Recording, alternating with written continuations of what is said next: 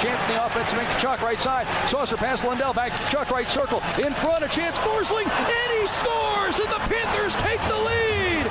2 goals in the first minute and 6 seconds of the second period, and the Panthers are up 3-2. And the Nashville Predators AHL affiliate Milwaukee Admirals face elimination tonight in Game 4 of the Central Division semifinal versus the Manitoba Moose.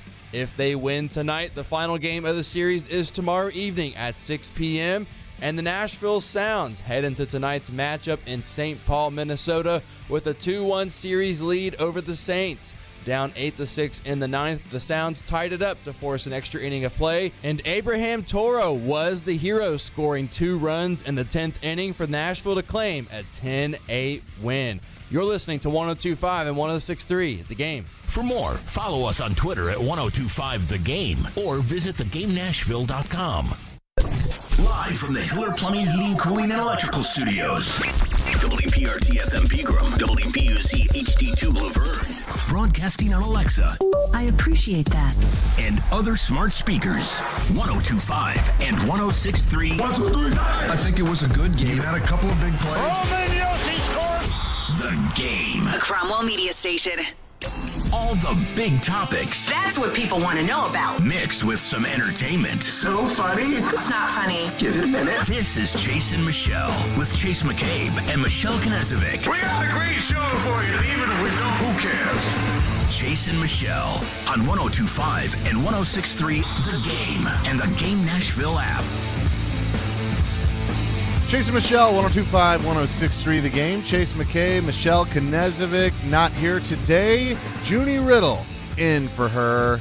Nick Keyser on the ones and twos. The reporter, hope you are having a wonderful Friday. We made it to the end of the week, and a lot of people coming into our city. Janet Jackson last night at Bridgestone Arena, and there's some big concert taking place at Nissan Stadium over the next 3 days. Who is it? It's a local act, right, Junie? It's somebody that's from here. Yeah, they're playing at Basement East. That's what I heard. Oh, okay, Basement East. All right. Yes, Taylor Swift is who we're referring to. She, of course, will be at Nissan Stadium, returning to Nashville, and so it should be awesome. But a lot of people are going to be in our city, so if you've come into town and you're checking us out for the first time, welcome. We hope to have a lot of fun over the course of the next 2 hours. We will, of course, continue the discussion of the, I guess, perceived quarterback battle, however you want to put it, with the Tennessee Titans, with Ryan Tannehill and Will Levis.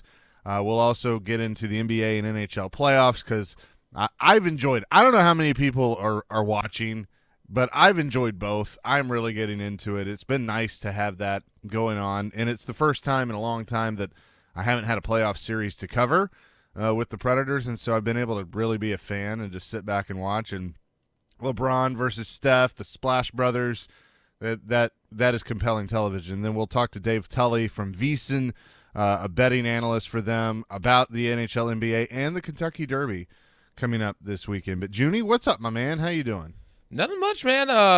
Just having a really good week. Staying busy, watching all this NFL draft recap. I think a lot of it's super interesting, especially here in town. And Taylor Swift coming to town. My sister's going to be in town for the concert, and I was going to save this for the show. I have grown up with hearing my little sister sing Taylor Swift in the car on the way to school my entire life. I will never forget when the Fearless album dropped and how annoyed and how much I would scream at her in the back seat to shut up because I was getting so sick of Taylor Swift. But I know you are a big Taylor Swift fan, so I know you're excited. But good week. It's still a good week. I'm not the biggest fan of Taylor Swift, but I'll get over it. Listen, people that have listened to me over the years know that there's a little bit of a thing there that I do like some T Swift, and so yeah, I'm going tonight. I will admit it to the audience. I'm going. I am excited about it, and there will be a full report on Monday. Here's what hurts me, Chase, is yesterday on the show, you kind of gave a subtle diss to brunch, and yet at the same time, you talk about your love for Taylor Swift, and I just think both of those things could get swapped out because brunch is amazing. No, I wasn't giving a subtle no, there was no diss to brunch. I'm pro brunch. I was just saying that I feel like people, there's like a stereotype that a bunch of dudes can't go to brunch together. And so like I don't go to brunch because I'm not. See, you're married, so you can do brunch whenever you want. I don't have that. I'm single, and so sometimes I'll go with like girlfriends, but it's like, Chase and Rick aren't going to brunch together. That's all it was. The narrative, I love. I am pro. Changed. Narrative has to be changed. I agree.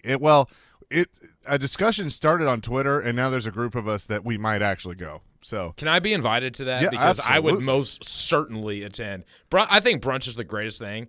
Get a few mimosas. It's not like you're going out and partying. Breakfast food is one of the best food categories out there. So I think brunch is highly underrated. And for anyone that says that it is a female dominated thing to go to brunch, I'm sorry. Like this is 2023. Brunch is great. I don't care who you are. I don't care what sex you are. It's amazing, and it's for everybody. So I just had to put that out there after yesterday. I agree. I agree with you 100% because I am very pro brunch. So I am all about it. So we have to make that happen. We'll get a little like Nashville media group brunch and make it happen. I think that could be really cool.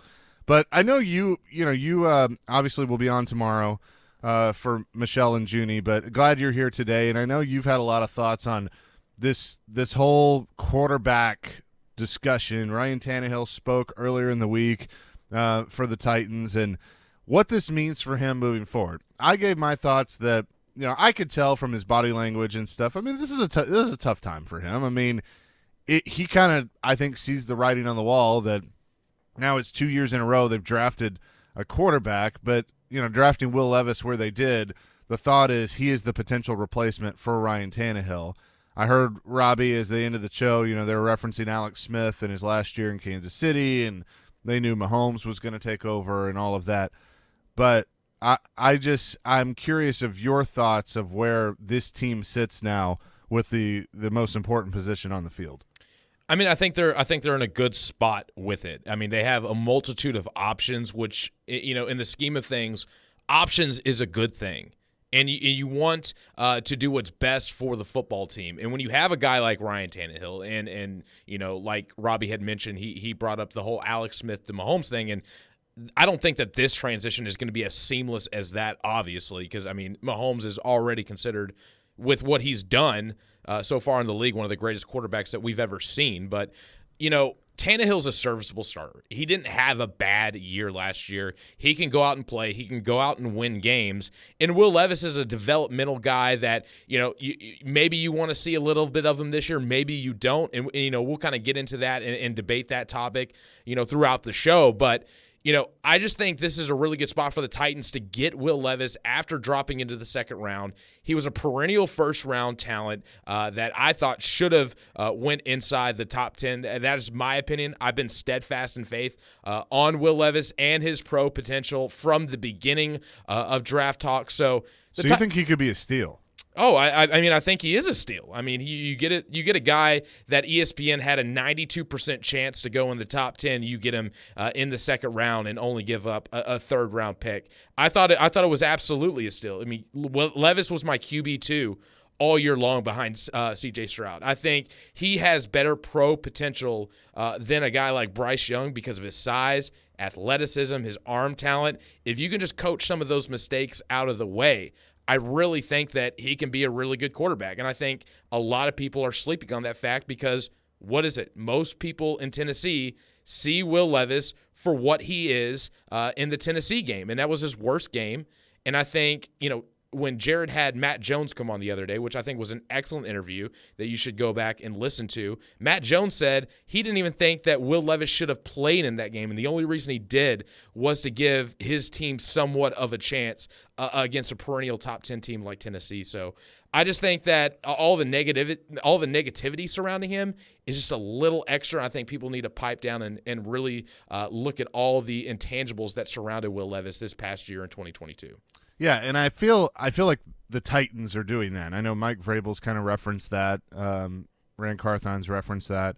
Vrabel talked about on our show Tuesday when he was on about sitting with Will Levis during the pre-draft process and going through his mistakes, which I like that because, I mean, you're going to learn more about a guy of how he handles his failures than you are his successes. So I think that's a really good strategy, and I know that they probably do that with everybody, but that was something that really stood out to me.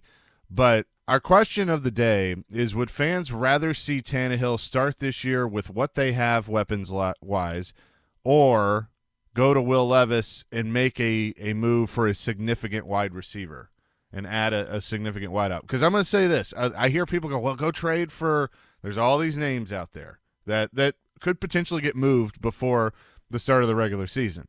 Love that idea. What are you trading? You don't have a lot of draft picks next year because of previous moves that have been made. So you don't have a lot to work with when it comes to making a move for a wide receiver. It's harder than you think.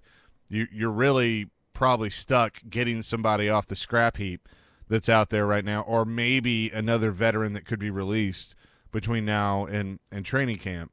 But I think if you make a move, you would probably have to give up a veteran on the other end, and I don't know if if a team's wanting to unload a receiver, are they going to really want to take something back?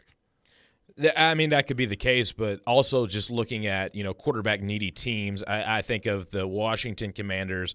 I think of the Tampa Bay Buccaneers. The Arizona Cardinals are likely going to start the year and maybe, more than half of the year not have Kyler Murray. So what could be is, these teams are obviously not in a position to contend at the moment and could use a bridge-style veteran quarterback, and they also have really talented receivers that could be traded. So I look at this as, Tannehill, and his cap hit isn't crazy. I think he's more of a bargain quarterback now that we've seen a lot more of these younger guys getting paid. But with that being said, the Titans aren't great with their cap situation, and they do have the potential to unload a Ryan Tannehill, which would free up some cap space, which could bring in a little bit more talent on this team that could significantly help. So it is a good conversation, and I think there is a lot of good points. And I've been listening to the station and listening to everybody's perspectives on it, listen to other people's perspective around town about what they think about this whole, quote-unquote QB controversy. And I feel like I finally kind of came to a consensus of where I am and where I would like to stand on this topic. Well, let's continue this discussion. 615-737-1025. That's our phone line, driven by WilsonCountyHyundai.com. You can call or text. Wes, you're going to be in the on-deck circle coming up next, because my thing is, I think this defense is going to be too good for them to go into complete tank mode. So why not just stick with what you have and see what happens? We'll discuss that coming up next. Chase and Michelle. Junie Riddle in for Michelle today, 102.5, 106.3 The Game. We've got a big weekend of sports for you starting Saturday at 9 a.m. with Michelle and Junie. It will be epic. It will be great. I can agree to that. Then at 2:30, it's a battle in the AL East as the Yankees take on the Rays. And then that night at 7, the Lakers and Warriors in Game 3. Sunday, the stars of the NASCAR Cup Series run the Advent Health 400 at Kansas at 1. And then Dodgers-Padres at 5 for Sunday Night Baseball. We are 102.5 and 106.3 The Game and the Game Nashville app. All right, my friends, let's talk Superbook Sports. You know it is my official sportsbook app. I've been telling you about it for a while now. I love it because it's so easy to use, and they got baseball, they got the postseason in hockey and hoops. Why would you not want to download it and get to betting like me? Make it all count this spring with Superbook Sports. It's the best wagering app you'll find, and the best part, you have a direct line to experienced bookmakers right there behind the counter in Las Vegas. Plus, right now, you can get a $250 bonus when you sign up, deposit, and wager all in the same day. So go to your app store, type in Superbook Sports, download the app, create your account. It takes less than 5 minutes. Deposit your money. That's easy too. And then get to betting, whether it's any of the baseball games that are going on or the postseason in hockey and hoops. It is that simple. So don't let spring pass you by without winning money with Superbook Sports. Visit superbook.com for terms and conditions. Gambling problem? Call 1-800-889-9789. Celebrating mothers everywhere, Electronic Express has what you need to make this the best Mother's Day yet. Spoil mom with brands like Samsung, Sony, LG, Breville, Jura, and more. We've also got huge savings in every department. 4K TVs, computers, housewares, smart home, and more. Plus, save up to 40% on all appliances with up to 3 years free financing. Shop in-store or online. Get more for mom at Electronic Express. We make it happen.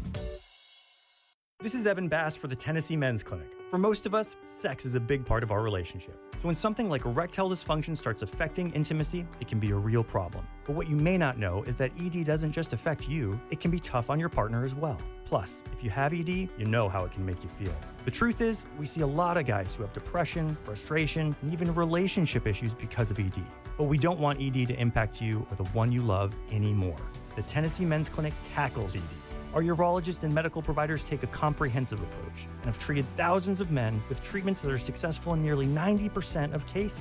Even if your hormones are off, or if pills, wave therapy, or other treatments have left you hanging, the Tennessee Men's Clinic will work hard to help you get your sex life back, perhaps performing like you haven't in a long time.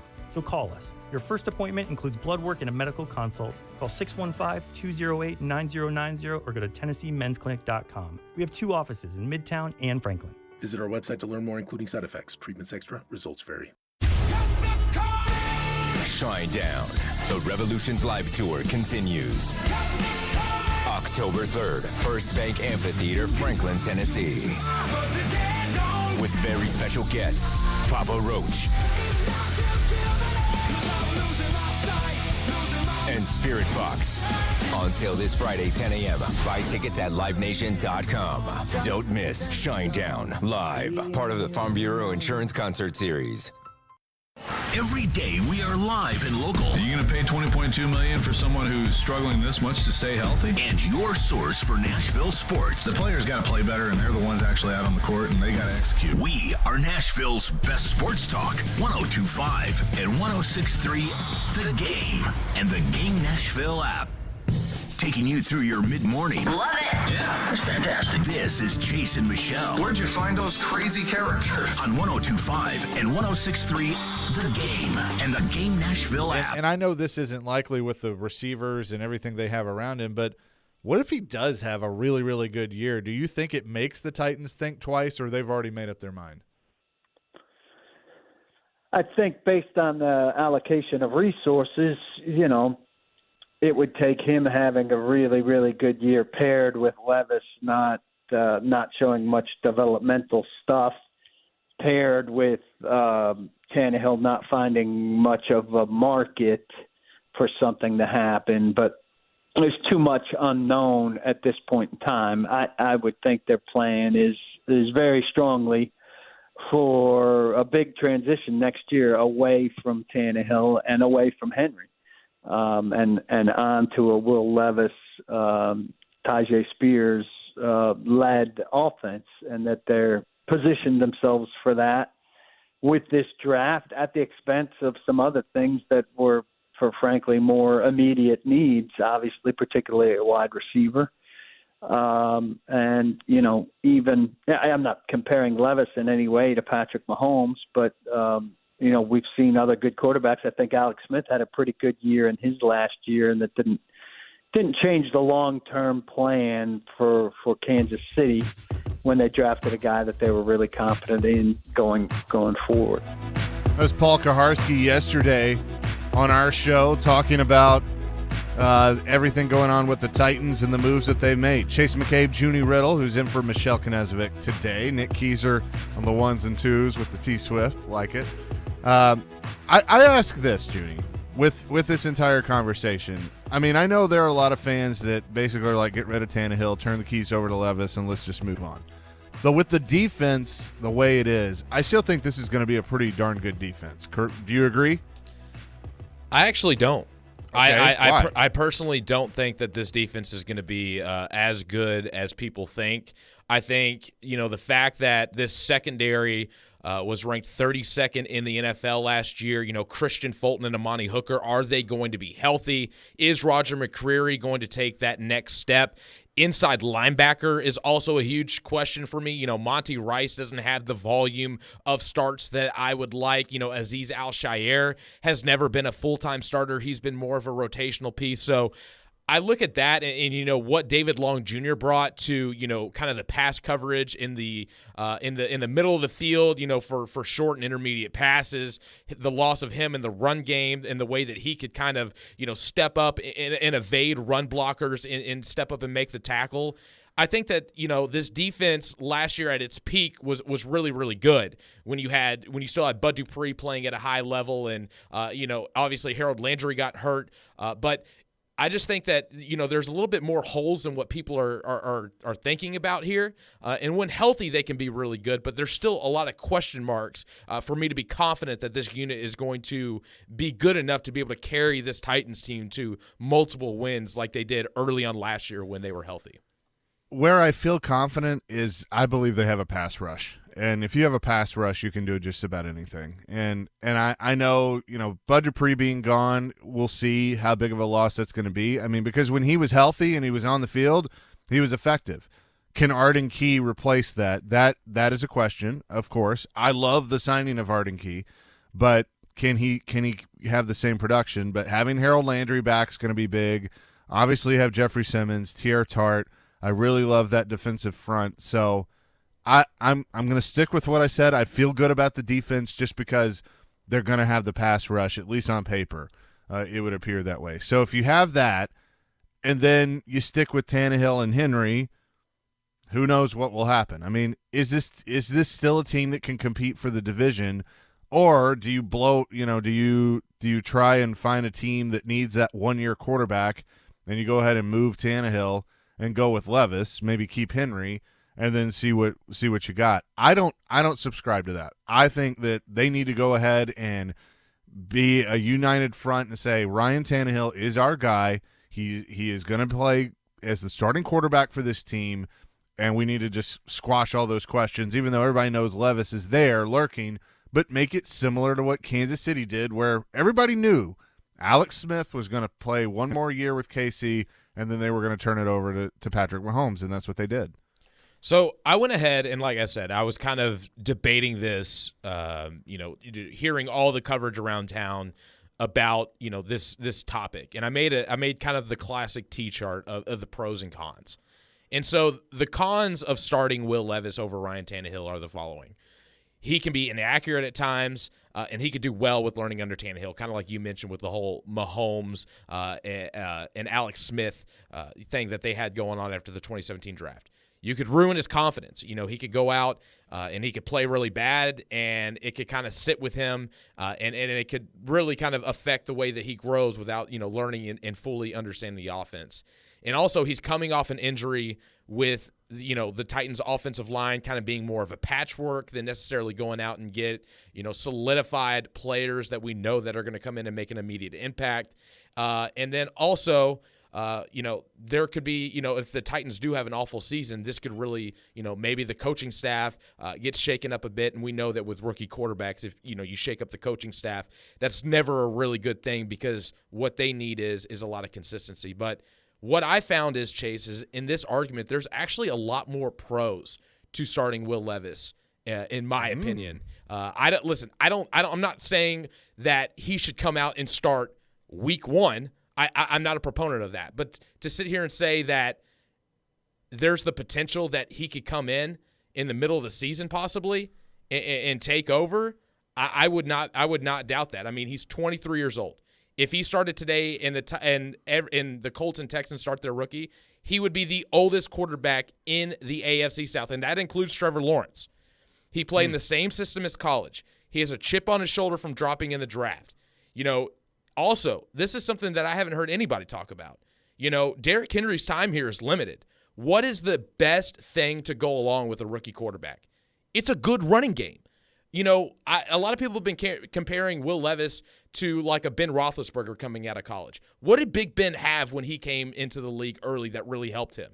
He had Jerome Bettis in that run game with the Steelers defense. And so I just see, like, if Will Levis were to come in and play with Derrick Henry and the offense isn't all on his shoulders and they know that the defense is going to load the box, that could also really help Will Levis in his development, as well as having a guy like Derrick Henry when he still has some tank in the gas to give for this offense. When did Ben take over for? Was it Tommy Maddox he took over for? Yeah, so Tommy Maddox started the 2004 season, and I believe he got hurt in the third game of the year when they were playing in Baltimore against the Ravens. That's right. Okay. Yeah, I mean, so look, how'd that turn out? I mean, they went 13-0 the rest of the year, and they lost in the AFC Championship to the eventual Super Bowl champion Patriots. So yeah, so it worked out pretty good. So I just feel like, if you really want to get like an early head start on Will Levis, and on top of that, he doesn't have, a fifth-year option being taken in the second round. You save a lot of cap space with Tannehill. We mentioned that in the first segment of today's show that, you could potentially go out and get other guys. But I just really think that if you put him in an offensive situation that's super run heavy and he just kind of gets to be a game manager for the first year or two, along with Derrick Henry, and he's getting the load on offense, I don't see how that couldn't help a young guy in his confidence, knowing that the success of the offense doesn't lie completely on his shoulders. Yeah, and now we just need Treylon Burks to become Hines Ward, and they'll be good.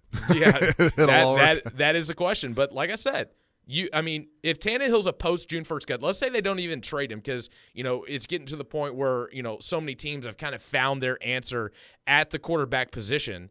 I mean, if you cut him post June 1st, yeah, you're going to take a $9 million hit, but you save $27 million. Sure. That's 75% of the contract. So I just think that it should be up for debate. If you're asking me who likely would be better this season, I'm going to say Ryan Tannehill all day long. But what's better for the future? Do you want to get a jump start knowing that you don't have that fifth-year option of Will Levis and see what he's got? And on top of that, he gets to play with Derrick Henry in a run-first offense, and I feel like you can kind of slowly integrate him into the passing game later on. And also, it gives you a little bit more wiggle room with money to be able to go out and get another guy to help bolster this offense and the weapons that they don't currently have. 615-737-1025. That's our phone line, driven by WilsonCountyHyundai.com. Wes wants to weigh in on the conversation. Wes, good morning. Man, good morning. Good morning. I'm kind of with you, Chase. Man, when we first drafted Will Levis, I'm like, okay, well, that solidifies it. It's definitely Tannehill and Derrick Henry's last year running this out. We're going to let Will Levis sit the bench, let him kind of see what Tannehill does and see what he learns from it. But just out of curiosity, did either one of you see what Arthur Smith said? I think it was yesterday. And he basically said that they were so close to having a trade for Ryan Tannehill and that he really wants Tannehill on his team. And when I saw that yesterday, that made me scratch my head a little bit because I just think if you go back in history and look, the quarterbacks versus the ones that come in and start right off the bat versus the ones that sit, I really, really think Levis needs to sit, and I think the Titans are shooting themselves in the foot if they decide to just let Tannehill go and just wing it with Will Levis. I mean, I just don't think we have the weapons. He didn't have any receivers in Kentucky, which is why he threw all those picks. I mean, who's he going to throw the ball to here? So that's my concern. Yeah, no, and it's a valid concern. Thanks, Wes. Appreciate the call. And I believe that's what everybody's asking themselves. I mean, if Treylon Burks can become what we all hope he can, then that changes this conversation. But he was hurt most of last year. He showed flashes.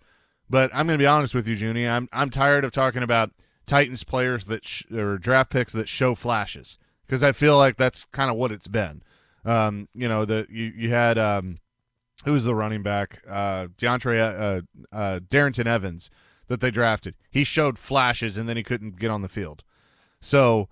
I mean, can Treylon Burks actually be a number one receiver for them? Time will tell. But I think to Wes's point, he doesn't have a lot to work with. Chikakonkwo could be, but I mean that's two. And like you said, if you have a good run game, then maybe that sets something up. But that is going to be the biggest question. We'll continue with your calls. Dan, stay on the line. And there's some text too. 615-737-1025. Do you stick with Tannehill and what you got, or do you move on, try and get another weapon, and turn the keys to the car over to Will Levis? 615-737-1025. It's Chase and Michelle. Junie in for Michelle today, 102.5, 106.3 The Game. 185! Every team needs a quarterback. 185! That's why we have Hasselbeck, bootleg, rollout, toss, touchdown. Tim. You can run good plays at the right time. ESPN NFL analyst Tim Hasselbeck gives his expertise on all things NFL. You evaluate players, and then you're turning them over to the coaching staff. Every Tuesday at noon. At the right time. With Caroline, Willie, and D-Mace. Tim on 102.5 and 106.3 The Game and the Game Nashville app. Family Leisure invites you to vacation at home with your family with a new spa, pool, patio furniture, or wood play gym this summer. I really want a spa. Family Leisure has 40 spas on display from 3 of the biggest brand names: Artesian, Best Spas, and American Select. Prices starting as low as $29.99. What about above ground pools? Family Leisure has hundreds of pools in stock and on sale. Guaranteed installation before Memorial Day, starting as low as $29.99. Installed. Wow, that's great. If you're looking at a spa, I want some new patio furniture. Family Leisure has patio furniture from all the big brand names like Hanneman, Woodard, Jensen, and Apricity. There's more than 100 sets on display to choose from with free delivery. That sounds good to me too. And maybe a new Sabre infrared grill to go with it. We really should look at the wood play gym for the kids. Family Leisure has the Diamond Point swing set on sale at only $24.99 installed. It's Family Leisure's vacation at home sale going on now at both huge locations, Franklin and Antioch. Want to enter the construction field as a career? Make good money and finish with no debt and earn while you learn. Average starting salary over $18 an hour. First year of college averages $10,000. 4 years of our Construction Trades Academy, a total of $800 to $9,600. Applications are open with first-year scholarships available. CTANash.com. ABC Greater Tennessee Construction Trades Academy. Apply today. CTANash.com. Along with being Middle Tennessee's Link Belt and Takeuchi dealer, Parman Tractor is your one-stop shop for professionals in the tree care and tree removal business. More bark brush chippers and Rayco stump grinders are industry-leading machines made for more to keep pace with you. And Parman's parts and service team will keep your machines running. Durability, efficiency, and trust. That's what you'll get with Moorbark and Rayco. And with Parman. Swing by Parman or visit ParmanTractor.com to learn more about Moorbark and Rayco. Parman Tractor's employee-owned team promises totally outrageous customer service. The Beach Boys. Live in concert. May 25th, 26th, and 27th at Schermerhorn Symphony Center. Performing with the Nashville Symphony. The Beach Boys return to the stage. Tickets on sale now at NashvilleSymphony.org.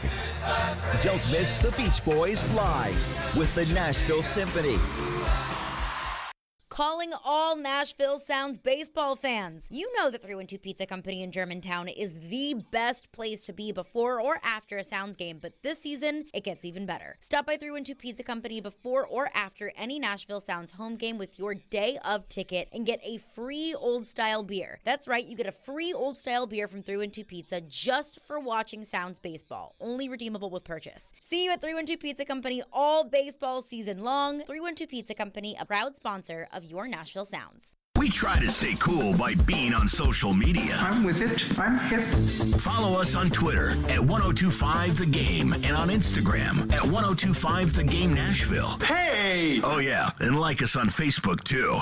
I got some good news. Taking you through your mid-morning, this is Chase and Michelle on 1025 and 1063 The Game and the Game Nashville app. Chase and Michelle, 102.5, 106.3, The Game. Chase McCabe and Junie Riddle in for Michelle Knezvik today, taking your calls and texts. Ryan Tannehill, Will Levis. I have a feeling, Junie, that this is going to be a topic for a very, very long time. We will know it all too well before the summer is over. So it's not going away until they make a move. Agree?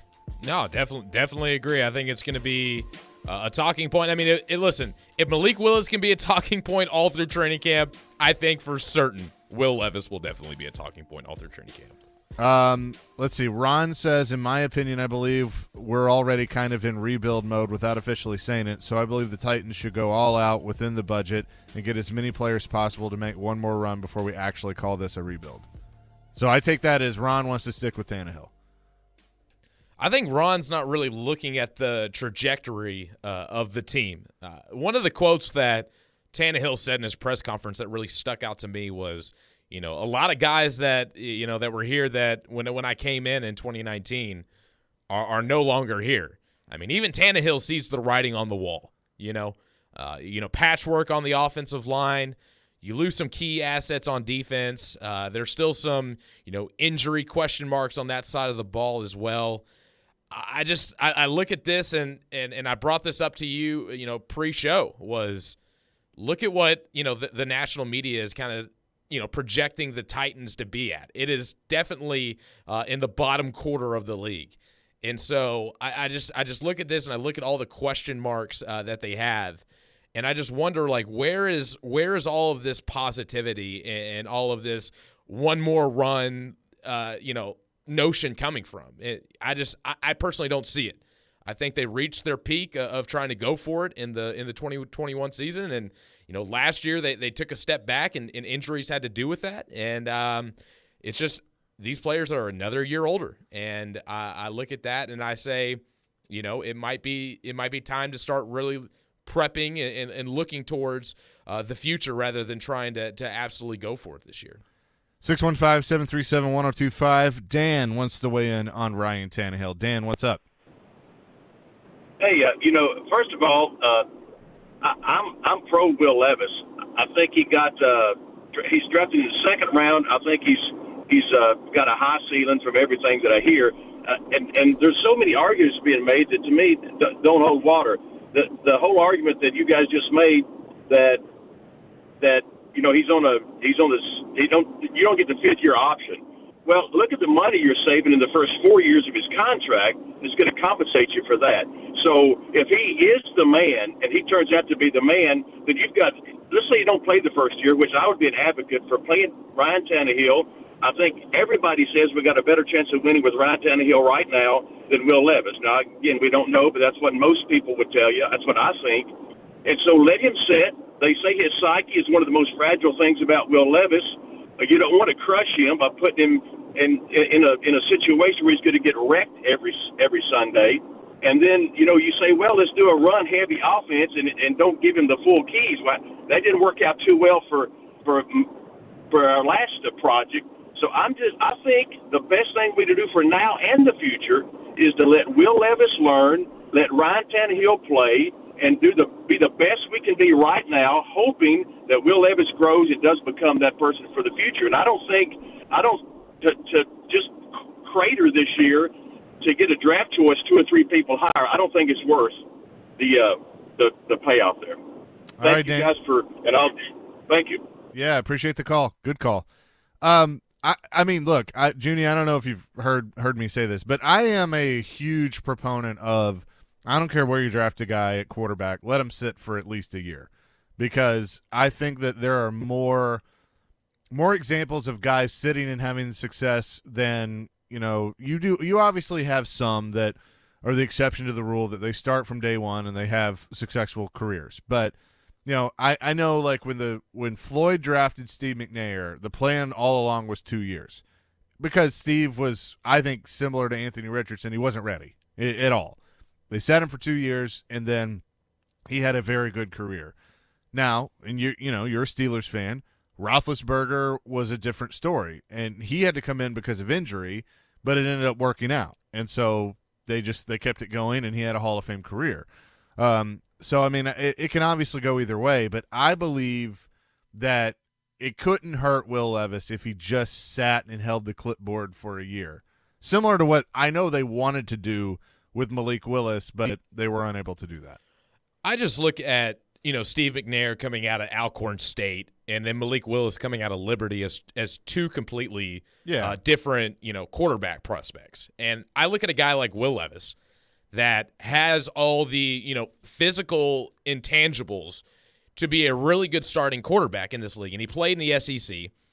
And I just look at the history of quarterbacks that have panned out.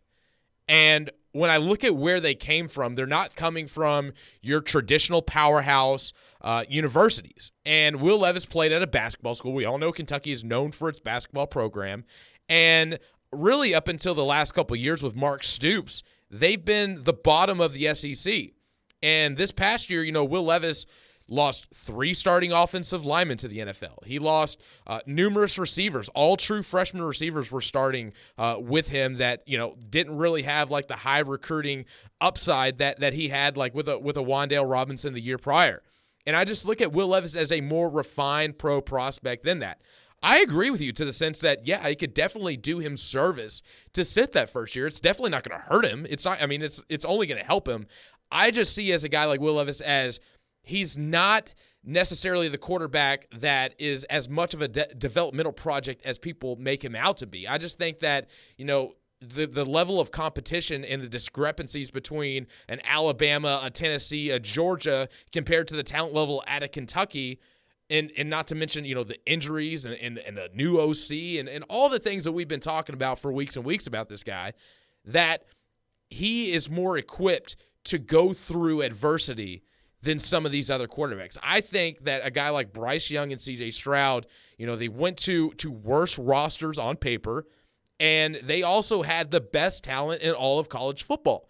I just think that them going to teams that aren't going to have, that are probably going to have some of the worst talent, especially, Carolina moving out DJ Moore to move up and get him, that it's going to take a while for these guys to adjust. Will Levis is used to battling with less talent around him, and I think that is going to help him adjust in the league. I'm not disagreeing with you. I just think that when we look at where the Tennessee Titans are in this transitional period, I would just hate it if Will Levis came in and let's say he has a really good camp and shows a lot of promise, and they end up going with Tannehill, and Will Levis never gets the opportunity to play with Derrick Henry when Derrick Henry is still a perennial top 5 quarterback or top 5 running back in this league. And I just think that could really help him. And for me personally, with the team I grew up watching, that is what really helped Big Ben get going. Like, you look at Big Ben's stats his first couple years, they were not good at all, like throwing more picks than touchdowns. I think he had 15 touchdowns his rookie year. I mean, nothing that's going to, pop off the page. And I just look at his opportunity to play with Derrick Henry in this new offensive system, and I just think that could really help him get eased into the process. And he's super cheap. And I think that moving off Tannehill could potentially help this team. It's a good argument. I'm not saying that either or would be bad, but for me, when I kind of listed them out, I was seeing more pros for starting Will Levis than cons, and that's just what I came up with. Yeah, and I mean, I think I just go back to, and I think it's because it's recency bias, and I saw it firsthand. But if I could go back in time, and this organization's in a better situation, and they sit Marcus Mariota for a year, because think about all the things with Mariota. He didn't play a lot under center. Okay, they played a lot out of the shotgun at Oregon. That was a big concern, and you saw that once he got to the league.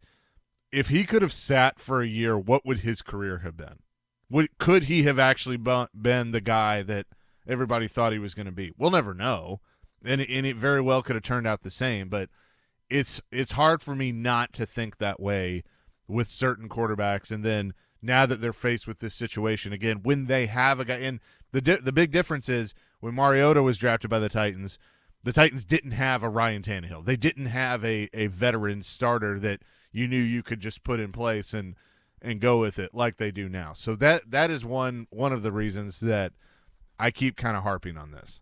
And that's a great point, bringing up Marcus, how he probably could have used that adjustment time. My counter argument to that is Will Levis played in this system. I would say out of all of these quarterbacks coming out this year, he was under center more than all of them. And that was brought up in the little documentary series. I can't think of the name of it right now, but it was with Will Levis at the Peyton Manning camp that they kind of did, and they kind of went through and did a whole 30-minute bit with him on that. And he really talked about, being under center and really selling the play action and kind of learning from Peyton Manning and doing stuff, similar to that. And I just think that when you play in a pro-style offense and especially the same kind of system that the Titans are running now, I think that kind of alleviates some of the adjustment period than, say, a guy that played in a spread, kind of motion offense that Mariota did when he was playing at Oregon. Yeah. And so, again, this conversation is going to continue. It's going to evolve. That is the fun part about it. 615-737-1025. But I want to get into this power ranking that Fox Sports has because you sent it to us this morning, Junie, and when I read through it, I was like, oh, wow, this is where they have the Titans. We will discuss that coming up next. Chase and Michelle, Junie in for Michelle today. 102.5, 106.3 The Game. The NFL offseason is in full swing, but you'll never miss any of the big news. Thanks to Yahoo's Charles Robinson. They know that there's a chance that they're going to have to deal this guy. He's one of the best insiders there is. All of a sudden, he becomes a functional player who we thought was just trash. Join Charles Robinson every Thursday morning at 8 on Robbie and Rex Road, presented by the NFL Alumni Association on 102.5 and 106.3 The Game and the Game Nashville app. Imagine her delight when she unwraps a luxurious spa day from A Moment's Peace, the newly remodeled day spa and salon in Cool Springs. Time is running short, but whether you spend a little or go lavish, you can take comfort that your gift will be treasured, your love on display and a smile on her face. Give affordable luxury from A Moment's Peace for mums, dads, and grads in Cool Springs across I-65 from Galleria Mall at the intersection of Carruthers Parkway and Bakersbridge Avenue. Call 224-0770 or click online anytime at momentspeace.com. The team at Mercedes-Benz of Music City have done it again. Here's Edwin Vickery to explain. 4-time recipient of Best of the Best. Less than 10% of the dealers in the country receive this award. How did you do it? We say culture eats strategy for lunch because we can strategize all we want, but unless you have the right culture and chemistry in the dealership, it will not work. Live the dream at Mercedes-Benz of Music City, mbofmc.com. Attention buckaroos, it's time for the Franklin Rodeo. So saddle up and hold on to your lasso. It's 3 days of bull riding, calf roping, western wear, funny clowns, and some of the most talented horses you've ever seen. Join the Stampede from May 18th to May 20th. The Franklin Rodeo is held at the Williamson County Ag Expo Park and is brought to you by Ram Rodeo, Franklin Chrysler Dodge Jeep Ram, Williamson Health, Event 1FX, and Wesley Mortgage. Tickets on sale now at franklinrodeo.com. It's a buckin' good time. Hi, I'm Jamie with Souls for Souls, a global nonprofit based in Nashville that provides shoes and clothing to people across the world. We're joining forces with 102.5 The Game for the second annual Music City Celebrity Golf Tournament on June 7th at the Hermitage Golf Course. A portion of the proceeds from the tournament will provide new shoes to children experiencing homelessness right here in Nashville. I hope you'll join us for an afternoon of fellowship and fun, all in support of a great cause. Go to thegamenashville.com for more information and to register. For adults with moderate to severe plaque psoriasis who are candidates for systemic or phototherapy, now there's Skyrizi, Risankizumab Riza, a prescription-only 150 milligram injection. With Skyrizi, 3 out of 4 people achieve 90% clear skin at 4 months, and Skyrizi is just 4 doses a year after 2 starter doses. Nothing in me go hand in hand. Nothing on my skin, that's my new plan. Nothing is everything. Don't use if allergic to Skyrizi. Serious allergic reactions and an increased risk of infections or a lower ability to fight them may occur. Before treatment, your doctor should check for infection and tuberculosis. Tell your doctor if you have an infection or symptoms, such as fever, sweats, chills, muscle aches, or cough, or if you plan to or recently received a vaccine. With Skyrizi, you could achieve 90% clearer skin. Ask your doctor about the #1 dermatologist prescribed biologic in psoriasis and visit skyrizi.com or call 1-866-SKYRIZI to learn more. 94.9 The Fan is your home for Hit City. Tonight, your Nashville Sounds continue their road trip at St. Paul. Swing and a miss, strike 3. Sounds win. Pre-game at 6:20. On your home of Nashville Sounds baseball, 94.9 The Fan and The Fan app. You're listening to Chase and Michelle on 102.5 and 106.3 The Game and the Game Nashville app. Chase and Michelle, 102.5, 106.3 The Game. Chase McCabe and Junie Riddle in today for Michelle Knezovic. She'll be back on Monday as we are discussing the Titans and Tannehill and all those fun things. We'll have Aerosmith tickets to give away later in the show as well. That concert going on sale in about 15 minutes. So be on the lookout for that. We've had some fun this week with that, Junie. I don't know if you heard our best concert story segment the other day, but that was an all-timer. Oh, I did. And listen, I don't know if that guy made that story up because that is That is one hell of a story, Chase. But if that's true, dude, I don't know how you don't go up and talk to that woman and be like, hey, I need a test. We need to go to the doctor right now. Do you remember me? You know me? Let me help you out. That could be mine. So yeah. that was crazy. That was certainly one for the ages. But you sent us this morning, Fox Sports did. We all love power rankings. It's list season. That's where we're at now. And they did a post-draft power ranking for the NFL of all the teams and where they sit right now. Number one, of course, is the Kansas City Chiefs. No surprise there. And then the Eagles at number two. I don't really have any pushback on that. The two teams that met in the Super Bowl. And this is from David Hellman, who's actually a Cowboys insider, but writes for Fox Sports. But he goes with the early but not too early power rankings. Kansas City, Philadelphia, Cincinnati, Buffalo, San Francisco's the top 5. Baltimore, Jets, Cowboys, I don't know about that, Dolphins, and Jags is the top 10. The top 5 I don't really disagree with. The second half of the top 10 I'm not so sure. Oh, yeah, Ravens are super overhyped. I think the Cowboys are Cowboys are overhyped. I'll say no. You're 100%. Oh, I thought you were gonna say like, why are the Jets in front of the Cowboys? I was about to like, Chase. I mean, I get why the Jets are in there because they got Rodgers and now they're basically signing everybody that ever played receiver for the Packers. So well, when all your top offensive players are coming off their rookie year, it gives you a lot of wiggle room to do that. Yeah. Oh yeah. I mean, look, I if Rodgers. If his heart is in it and he stays healthy, I think that offense is going to be pretty good. The fact that he's already in the facility, like working with those guys, and he hadn't really, spent that time early in the offseason in Green Bay, I think it shows you that he's pretty interested. I think he's there to work. I really do. The best thing for the Jets and for Jets fans is the fact that Aaron Rodgers thinks so highly of himself, and he can't stand the fact that. Number one, I think he said he was 90% retired, but he wouldn't want to have to share the Hall of Fame spotlight with Brady, so he came back. And then now he wants to be like Brady and go to another team and win the Super Bowl in his first year. I definitely think that and add on top of that, he can say like, oh, Brett went to the Jets and he didn't win. I'll go to the Jets and I'll win. Well, considering the parallels to their career, that would definitely kind of put him over the top. And also, if you win a Super Bowl for the New York Jets, you're the king of New York. I mean, what better place to win a Super Bowl, honestly, for such a hungry fan base. So, good for Aaron. And, hopefully they're really good because if they're really good, that's just another really engaging team and adds more controversy to this stacked AFC. Yeah. So, and then Chargers, Seahawks, Detroit, which you and I think, are on the same page with Detroit. I'm like, just watch out. They are a top 3 roster on paper in the NFC, in my opinion. Just see what happens with them. Giants, Vikings, Saints, Panthers, Browns, Steelers, Packers. That's the top 20. Broncos, Bears, Commanders, Rams, Raiders, Patriots. Still haven't gotten somewhere. Colts, Bucks, Falcons, Texans. That's 30.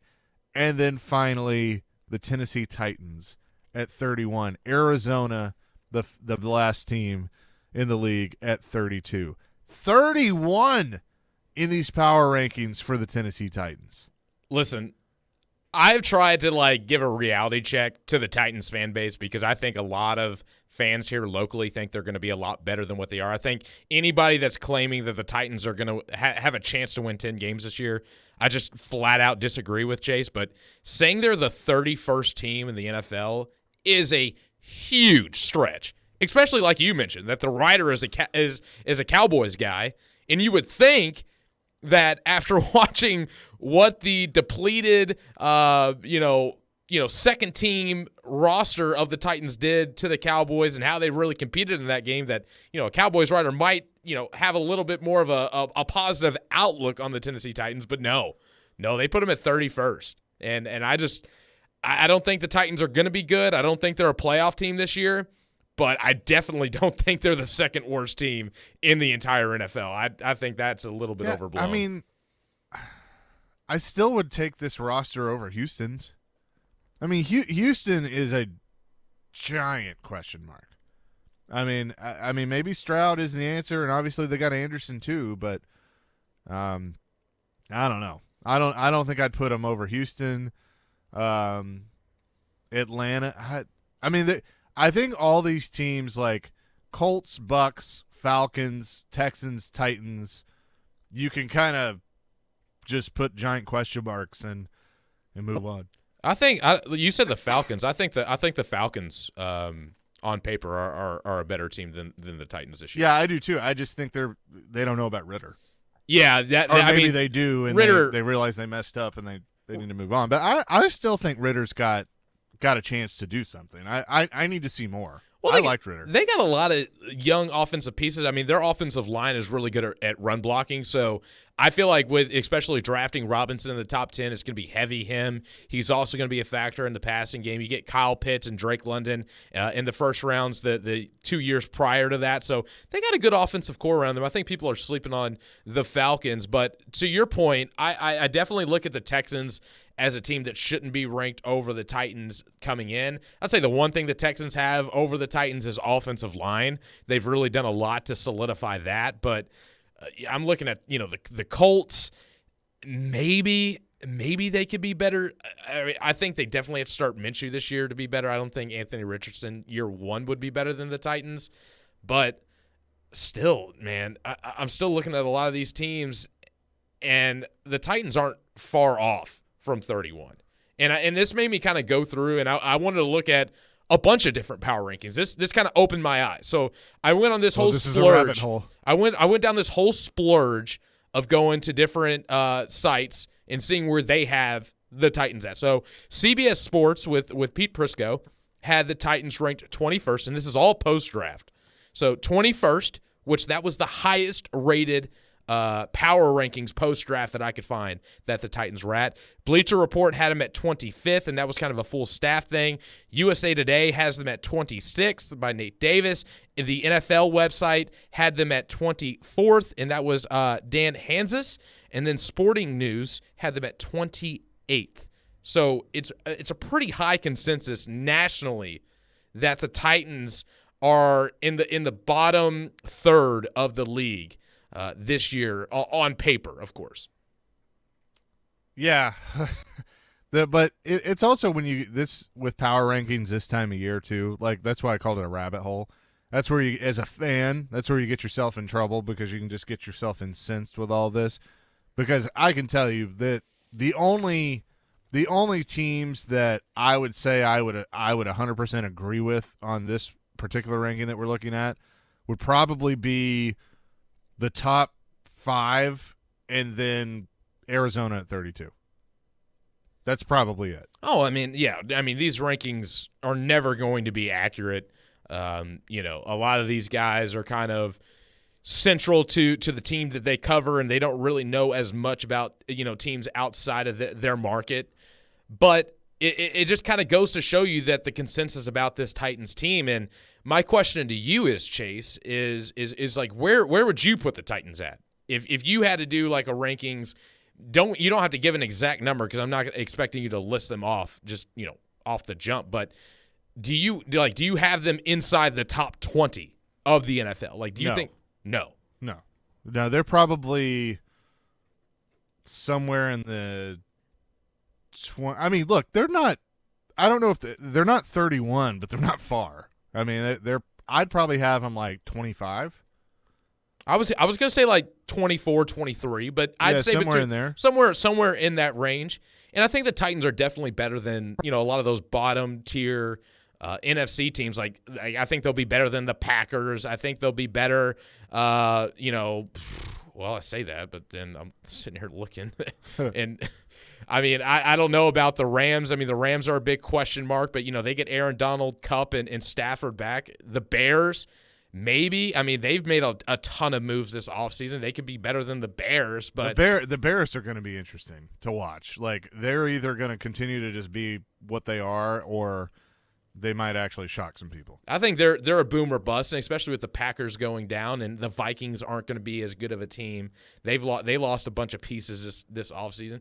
But it just poses the question is is if the Titans are going to be this bad, then what is the point of really holding on to letting Tannehill play and try to go after this final run? That's my premise of all of this is like, why are we so gung-ho on trying to make this final run with this team when really not a lot of people are giving them a chance? And I think when you look at the roster on paper, at the beginning of last year, I would say at the beginning of the season last year, that it was better than what it is now. And obviously with all the injuries and the cuts that have been made and all that stuff has changed that.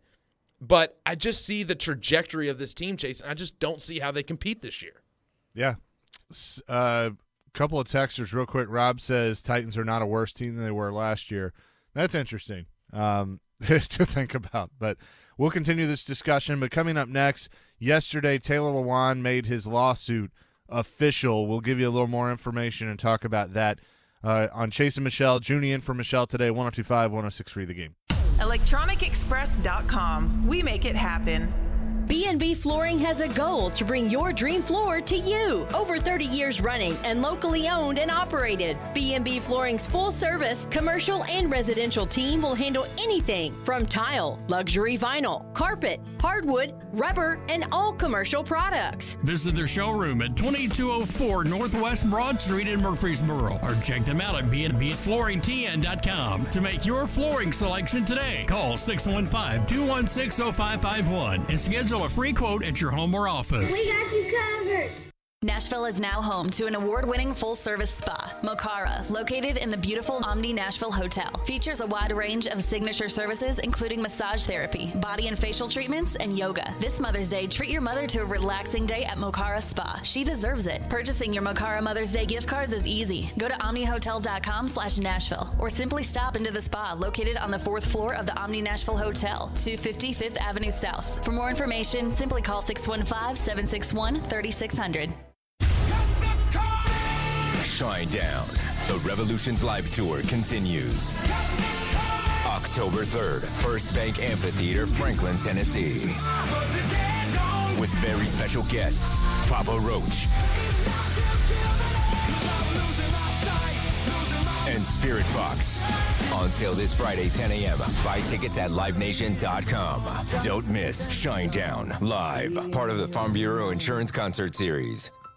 All of us at 102.5 and 106.3 The Game want to recognize our active military, veterans, first responders, and educators with the playing of our national anthem. Oh, say, can you see by the dawn's early light what so proudly we hailed at the twilight's last gleaming, whose broad stripes and bright stars through the perilous fight o'er the ramparts we watched were so gallantly streaming, and the rockets' red glow, the bombs bursting in air, gave proof through the night that our flag was still there. Oh, say does that star-spangled banner yet wave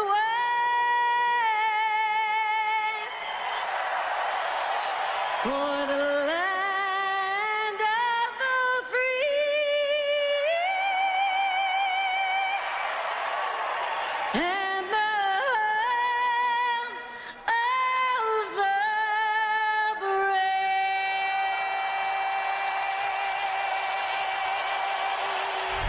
This is 102.5 and 106.3 The Game. Now, your Game Center update. This is Nick Keyser. The streak continues for the Florida Panthers in the NHL playoffs, now winners of 5 in a row as they claim a 2-0 series lead over the Toronto Maple Leafs on the road. Here's the game winner on the Panthers Radio Network. Poked away by Louis Farina. Panthers chance in the offense to make Chuck right side. Saucer pass Lundell back to Chuck right circle. In front, a chance. Forsling, and he scores, and the Panthers take the lead. 2 goals in the first minute and 6 seconds of the second period, and the Panthers are up 3-2. And the Nashville Predators AHL affiliate Milwaukee Admirals face elimination tonight in Game 4 of the Central Division semifinal versus the Manitoba Moose. If they win tonight, the final game of the series is tomorrow evening at 6 p.m. And the Nashville Sounds head into tonight's matchup in St. Paul, Minnesota with a 2-1 series lead over the Saints. Down 8-6 in the 9th, the Sounds tied it up to force an extra inning of play, and Abraham Toro was the hero, scoring 2 runs in the 10th inning for Nashville to claim a 10-8 win. You're listening to 102.5 and 106.3 The Game. For more, follow us on Twitter at 1025 The Game or visit thegamenashville.com. Live from the Hiller Plumbing, Heating, Cooling, and Electrical Studios. WPRT FM Pegram, WPUZ HD2 Laverne. Nashville's exclusive home for the Nashville Predators. 1025 and 106.3. A gunny performance. Do your job. And the Tigers regain the lead. The Game. A Cromwell media station. All the big topics. That's what people want to know about. Mixed with some entertainment. So funny. It's not funny. Give it a minute. This is Chase and Michelle with Chase McCabe and Michelle Knezovic. We got a great show for you, even if we don't, who cares? Chase and Michelle on 1025 and 106.3 The Game and the Game Nashville app. Chase and Michelle, 102.5, 106.3 The Game. Chase McCabe, Junie Riddle, who's in today for Michelle Knezovic. Nick Keyser on the ones and twos. Hope you're having a fantastic Friday. The weekend is almost here, and what a crazy weekend it is going to be here in Nashville. Before we get to the Taylor Lewan stuff, Junie, I do want to address a text. Colin from Franklin says, you are insane if you think last year's team is better than this year's. We have an offensive line now. We did not have that last year. Defense will play better with Landry coming back, and we don't have to play a first-place schedule. It baffles me that you all think the Titans are worse right now than they were last year at this time. So to preface my statement, I said going into the season. And in going into the season, Ben Jones was healthy. Nate Davis was healthy, and you had a left tackle in Taylor Lewan that, you know, at the time was still playing at a really solid, I would say, not at his elite level, but above average for sure. So that was my comment. I didn't say during the middle of the season. Yes, they improved the offensive line. I would say mildly, you know, patchwork. Guys, yeah, I mean, we don't know what this offense I'm cool with the moves they made. But Andre Dillard was a backup, and now you're supposedly going to have him start at left tackle. We don't know what that's going to look like. Peter Skoronski's a rookie. Maybe he'll be left tackle or likely left guard. We don't know. You're moving Brewer, who we've talked about his size. He's undersized. He's going to supposedly be your center. You brought in Brunskill to be your right guard, and then Petit Ferrer hopefully will improve from year 1 to year 2 at right tackle. But we don't know what that's going to look like. We have no idea what that's going to – I mean, Brunskill started in 2020 and 2021, but he was replaced in 2022 because of his play. Andre Dillard was a first-round pick that got beat out by a later-round draft pick, and he's only started 9 games in his entire career. Like you had mentioned, we just don't know what these guys are going to be. And then when you also – tag that along with the wide receiving core. I mean, is that better than last year? I mean, is it? I would say absolutely not. I mean, Treylon Burks has to prove that he's going to stay healthy, and at the moment in time, Nick Westbrook-Akina is your number 1 too, because we don't know what Kyle Phillips is going to be, or if he's going to bulk up, or if he's going to have the frame to stay healthy. So, again, my comment was going into the season, and with that being said, I will stick with that. Going into the season last year, you had a better-looking roster than what you do right now. Yeah, so I appreciate the text, Colin. Thanks for weighing in, for sure. But 615-737-1025. So we knew earlier in the week that Taylor Lewan had said on the Bussin' with the Boys podcast. Do we have that, Nick, that we can go to? This what Taylor Lewan said earlier, and I think it was on Bussin', said earlier this week that he was going to file a lawsuit against the people that did his original knee surgery in 2020. This was from a few days ago, but this was Taylor Lewan earlier this week. Listen, I know we're a High Vibes podcast. I have to get a quick announcement out of the way. I'm in an unfortunate circumstance where I have had to file a lawsuit against the people and entities that are involved with my surgery from October of 2020. But I want to take this opportunity on this podcast to let all of you know what's kind of going on in my life. Fans that have followed my career, seeing those years before the ACL surgery and then obviously after the ACL surgery, kind of wondering, what the hell is happening with Lewan. But a lot of times there's areas for vulnerability, and I really wanted to make sure that I was able to share this with you guys, because for the last, since 2020, it sucked. It's been tough, but I would love to sit here and vent and tell you for the next hour and a half how tough of a situation this has been. But the reality is I just can't right now. When I can, I will definitely share more when I'm able to. But like I said, we all know how lawyers work. Hopefully it all gets just figured out and it's all done. And I can speak about it more, because I like people to know what's going on with my career. I love it. That was Taylor Lewan earlier this week. And so yesterday it all becomes official. It comes out that he's suing renowned surgeon Dr. James Andrews, his associate Dr. Benjamin Sherman, and their employers for medical malpractice and damages in excess of $50,000 relating to Lewan's knee surgery performed in 2020. It's Andrews, Sherman, Baptist Healthcare, Inc., and the Andrews Institute for 12 counts of malpractice. This from a report in the Tennessean. The suit alleges that Andrews and Sherman failed to properly treat the injury to his ACL in his right knee in various ways, and there's other reports that he sustained permanent damage to the knee that can't be fixed. And he had said that things didn't feel right after the injury, and then he ends up re-tearing it and has to get it done again. So I know John Glennon wrote about it. And Glennon obviously knows Lewan, has covered Lewan for a long time. But, the thing that's a concern to me when I read that he sustained severe and permanent injuries, including but not limited to permanent damage to his right knee and surrounding structures, tendons, cartilage, and ligaments, if that's all true, that is a major concern, because you basically, in my mind, ended his career. No, certainly, and especially for a left tackle, like an ACL injury is different for big guys, especially when what is Lewan, 6'8"? Is he 6'7", 6'8"?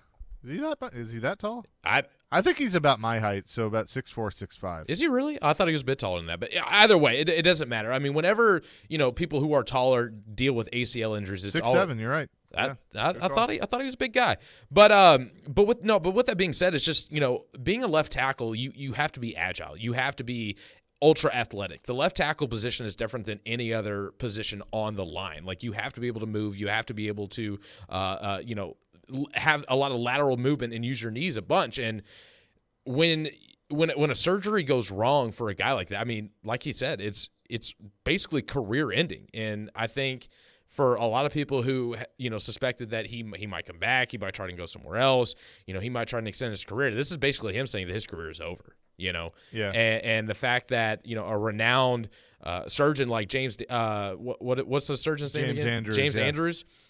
The fact that he did this, I mean, this is kind of boggling to me. And for the fact that Lewan and as much criticism as he got, letting up the 4 sacks against Chandler Jones in that 2021 Week 1 game against the Arizona Cardinals, that has to weigh heavy on him. And the fact that he only got 1 year after that and then tore it against the Bills this past season in Week 2, it sucks, because the Titans weren't expecting to lose a guy like Taylor Lewan this early in his career. This is a huge loss. He's a franchise player. He was one of those pillars, along with Derrick Henry and Ryan Tannehill and Kevin Byard and all those guys. He's the leader in the locker room. And because of this, according to him, his career's over. So I don't think I've ever really seen an NFL player, and maybe you can kind of touch on this and refresh me, but have you ever seen an NFL player sue a surgeon over a botched surgery that's in their career like this? I mean, I'm sure it's happened, but I can't think of one off the top of my head. Me neither. Like, it's just kind of unprecedented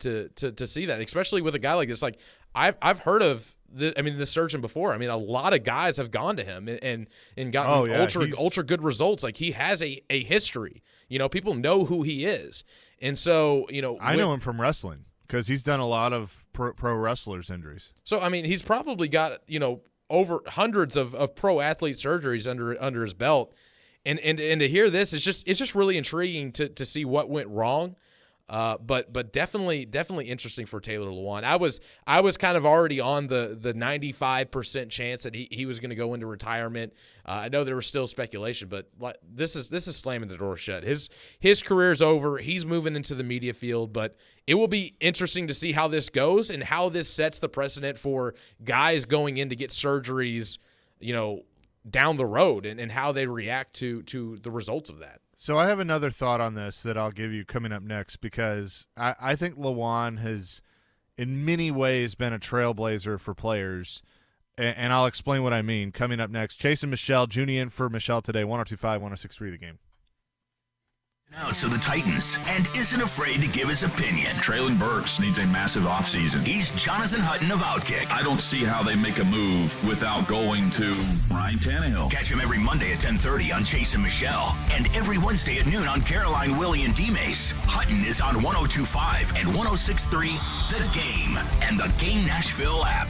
Celebrating mothers everywhere. Electronic Express has what you need to make this the best Mother's Day yet. Spoil mom with brands like Samsung, Sony, LG, Breville, Jura, and more. We've also got huge savings in every department. 4K TVs, computers, housewares, smart home, and more. Plus, save up to 40% on all appliances with up to 3 years free financing. Shop in-store or online. Get more for mom at Electronic Express.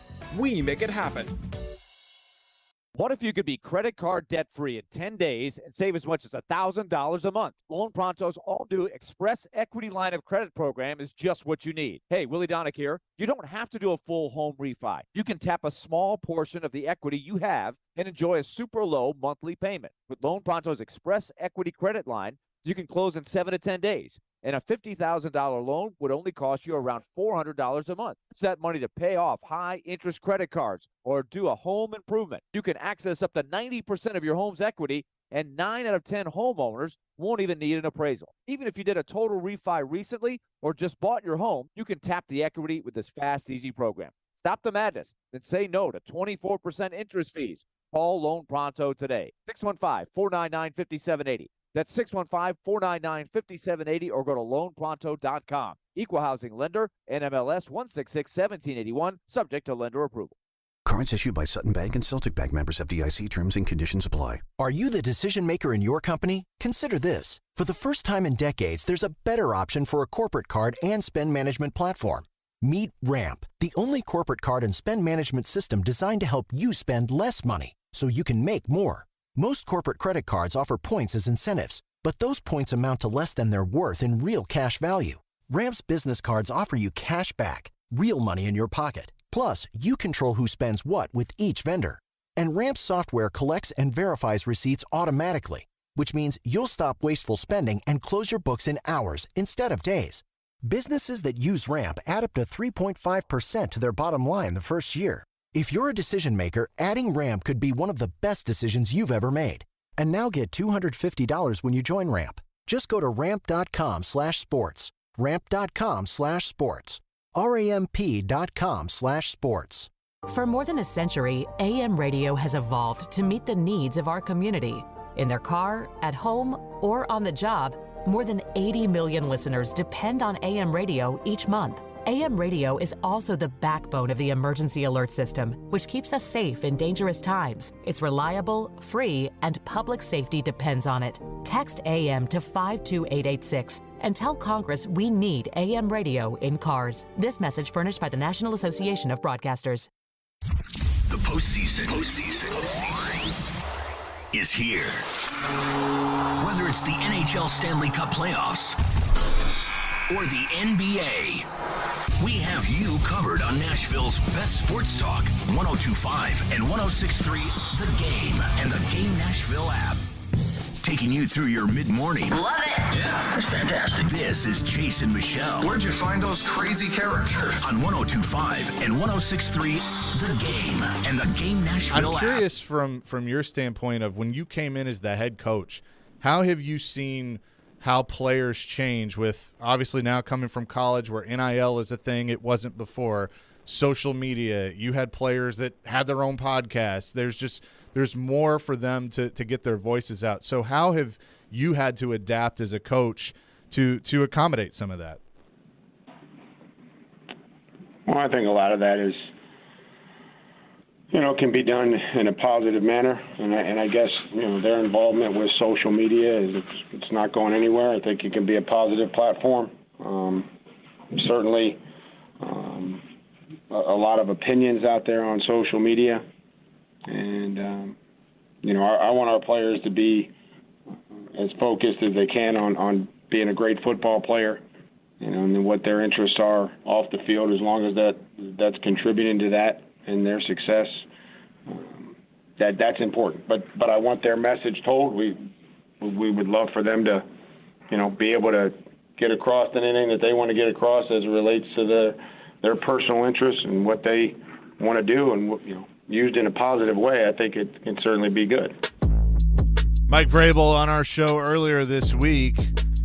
Chase and Michelle, Junie in for Michelle today, 102.5, 106.3 The Game. And so what I wanted to say about Lewan, and I use the word trailblazer. I mean, if you think about it, so I don't know if this is unprecedented with a player suing a surgeon. I'm sure something like this has happened before, but I think Lewan has a really, really, really large voice that if there was, truly some wrongdoing and some corner cutting and things like that you're going to see change because of this, because he has such a wide reach. And with the podcast that he and Will Compton started, that was unprecedented, of having two players that were active in the National Football League, start something like that. They're breaking their own news. When Lewan got cut from the Titans, he broke it on the podcast that he was getting cut from the Titans. They're controlling their own narrative.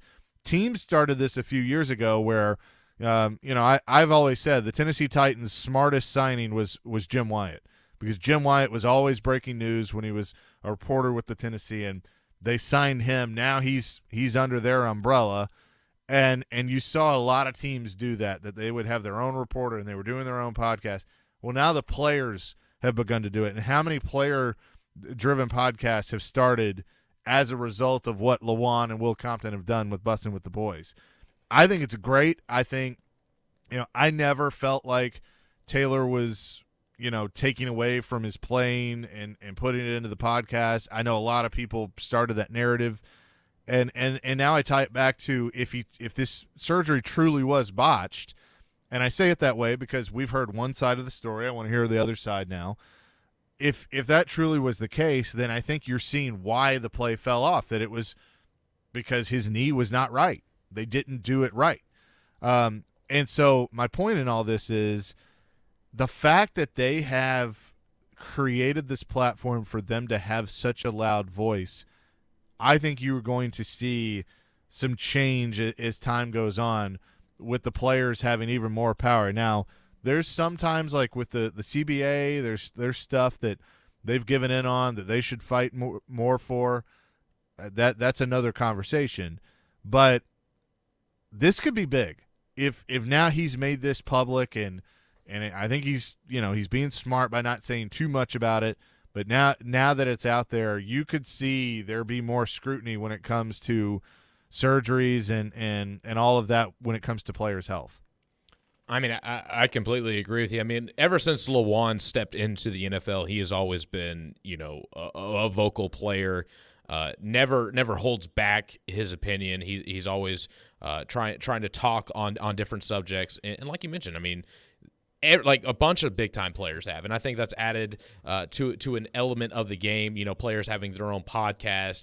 Like you mentioned, them kind of breaking their own news. I kind of like the trash talking that comes with that, because sometimes certain players on certain teams will say something, then guys will respond. We're seeing that in the NBA with guys like Draymond Green as well. So I think I agree with you. I like that element of it. But, coming to this. Another one. Huh? I said Draymond's another one. That's what I know. That's what I just said is that he had kind of said something about the Grizzlies, and they were kind of responding about Dillon Brooks. I mean, it's a great aspect in sports to kind of have the rivalries and guys talking back and forth. And like you mentioned, Lawan is one of the first people to really get in and do that. But now that he's kind of transitioning and he's kind of moving full time into media.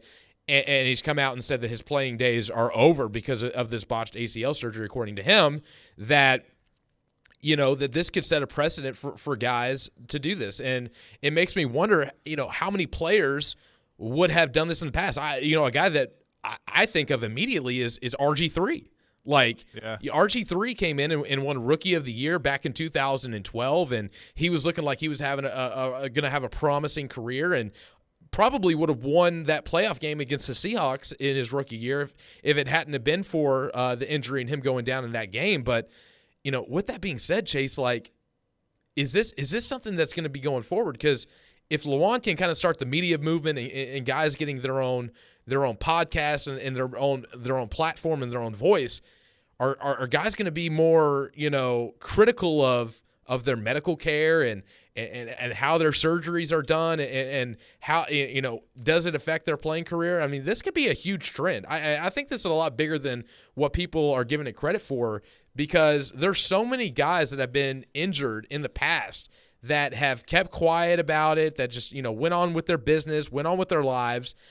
And now it's going to be like, maybe you point the finger towards the guy that tried to repair it. And I don't know if that's a good thing. I don't know if that's a bad thing, but in the long run, I can definitely see this coming about. Just, even this season, somebody gets hurt, and I feel like we're going to see lawsuits in the future. This isn't over. I think this is just the beginning, and I think players are going to see this and be like, man, why didn't I do that? Why I didn't know I could do this? And I think it's going to be a precedent going forward that players are going to look to get the best care. And I think this is, might put the medical field on their toes when it comes to doing surgeries on big-time athletes. The only thing I don't want to have happen, because 100%, I think them having a voice and making sure stuff is done right, that's what I want. But I don't want, every time a guy gets hurt, and has to have surgery, and then he's not the same, for everybody to immediately go, oh, they botched the surgery. I mean, sometimes it's a violent sport, and unfortunately guys get hurt and they aren't the same. I look at Tyrone Calico, was a receiver for the Titans out of MTSU, had a ton of potential. Looked like he was going to be legit, and he gets horse collar tackle. That tackle made the horse collar rule a rule, and he was never the same after that. And it just wasn't. It was just, the injury was the injury, and he was never the same. It wasn't anything to do with the surgery. He just wasn't the same. So, unfortunately, those are going to happen. But I'm curious to see where this goes, and I know that, when it is appropriate, Taylor will tell us. He will be vocal about it. He is not afraid to be that way. But I said it the other day, I want what's best for him. I like him. I've always enjoyed covering him. I don't always agree with him on certain things, but and I've told him that it's a mutual respect. But I do respect what he's done and what he's become, and his second career is going to be awesome. So I know that he's going to be fine moving forward with that, but because he's going to do a good job with it. But just something to that we will continue to monitor. For sure. Coming up next, there's a pretty big event in your hometown, Junie, this weekend, the Kentucky Derby, as we always enjoy that. Dave Tully, analyst for VSiN, is going to join us. We'll talk about that, and also NBA, NHL playoffs, some best bets with that. Coming up next here on Chase and Michelle. Junie in for Michelle today, 102.5, 106.3 The Game. A show that lives and breathes sports. Focus in, focus in, focus in. From the SEC. Credit to the Alabamas, the Georgias, and the Ohio States of the world. To the Preds. They've been in a lot of really tight games, but they're not winning enough of them. To the Titans. He's talking about what this franchise has built over the years. Caroline, Willie, and D-Mace. What is this? Check it out. Weekdays from 11 to 2 on 102.5 and 106.3 The Game and the Game Nashville app. All right, Superbook Sports. Baseball's going on. There's the postseason in hockey and hoops. It is all available to you right in the palm of your hand. So make it all count this spring with my official sportsbook app, Superbook Sports. It's the best wagering app you will find anywhere. It's very easy to use, and they have a direct line to the experienced bookmakers behind the counter in Las Vegas. They've been doing this for a long time. It's right there at the Westgate in Las Vegas. It's an awesome sports book. And basically you take that and put it in an app. Right now you get $250 bonus when you sign up, deposit, and wager all in the same day. So go to your app store, type in Superbook Sports, download the app, create your account. It doesn't take very long. Deposit your money. That's an easy process. And then get to betting. So if you like a baseball game today, you can do that as a single. You can do a basketball game, hockey game. You can parlay them all together. It doesn't matter. Just do it all on the Superbook Sports app. Don't let spring pass you by without winning money with Superbook Sports. Visit superbook.com for terms and conditions. Gambling problem? Call 1-800-889-9789. You don't have just an ordinary mom in your life. She's the best. Her work never stops. Her sacrifices are many. Her love is unfailing. This Mother's Day, Genesis Diamonds invites you to join us in celebrating and appreciating the mothers in our lives. Stop in and let one of our trusted advisors help you find a special, meaningful gift. Layering necklaces, stackable rings, eternity bands, pearls, elegant diamond pendants, and of course, stunning diamond earrings. Great Mother's Day ideas for any budget. There's no doubt we love Mom, but sometimes a little extra appreciation goes a long way as a thank you for helping us through challenges, making sacrifices, and always putting the family first. So whether it's her first Mother's Day or her 60th, Mom deserves a gift that's anything but ordinary. And at Genesis, that's our specialty. Exquisite rings, earrings, bands, bracelets, heirloom pieces. Timeless gifts of jewelry that she can enjoy and cherish for decades to come, and always be reminded of how special she is to the family. Genesis Diamonds, online at genesisdiamonds.net. If you're drowning in IRS debt and can't afford to pay, then you need to take advantage of special IRS tax programs that are available and free yourself from IRS collection efforts once and for all. Due to the financial hardship consumers are facing throughout the country, the Internal Revenue Service has made it easier to settle delinquent tax problems. An open phone line has been established by Community Tax for consumers to call and see if they qualify. Take down this number or store it in your cell phone, but call the Community Tax Helpline at 800-587-5063. If you owe back taxes to the IRS and cannot afford to pay them back, or even if you have years of unfiled tax returns, there's no need to fear anymore. But you have to call the Community Tax Helpline today at 800-587-5063 for the help that you need. Don't take on the IRS alone. They can attack your wages, savings, pension, home, and even your Social Security check. Call 800-587-5063 for your free consultation and to see if you qualify. That's 800-587-5063. Want to weigh in on the conversation? It's a brain booster. Slide into our DMs. Or just text or call at 615-737-1025. Our phone line is driven by WilsonCountyHyundai.com. I got some good news. Taking you through your mid-morning, this is Chase and Michelle on 102.5 and 106.3 The Game and the Game Nashville app. Chase and Michelle, 102.5, 106.3 The Game. Chase McCabe, Junie Riddle in for Michelle today. Let's talk a little sports betting. Dave Tully from VSiN joins us now. Dave, good morning. How are you? Hey, good morning. Doing great. Derby is also always a great time, but just found out that number 9 Skinner scratched. So I'm kind of scrambling here with my Derby prep. Oh, yeah. So Skinner was 20-1. With the odds, and now going to be scratched. So I know that there's always the chance of that as you lead up to the Derby. But as you have done your prep, Forte is listed as the favorite at 3-1. You agree with that? Do you think that's the best bet, or do you like something else? Oh no, I'm definitely a long shot better. But I mean, Forte is a very deserving favorite, no doubt. It won the Fountain of Youth and the Florida Derby at Gulfstream. Was very impressive. Is a closer, well, which you kind of have to come off the pace. We'll see how the scratches affect the early running of the race here. But my top pick among the top contenders is number 3, 2 Phils. Has the 10-1 morning line, highest speed figure in the race coming, but that was earned at Turfway Park. But we see horses come from the non-major preps. Mind That Bird one, came from Sunland Park in New Mexico years ago, but it's very wide open race. So for someone that doesn't do a lot of horse betting, but you want to dabble on the Derby, what would be your best advice to somebody?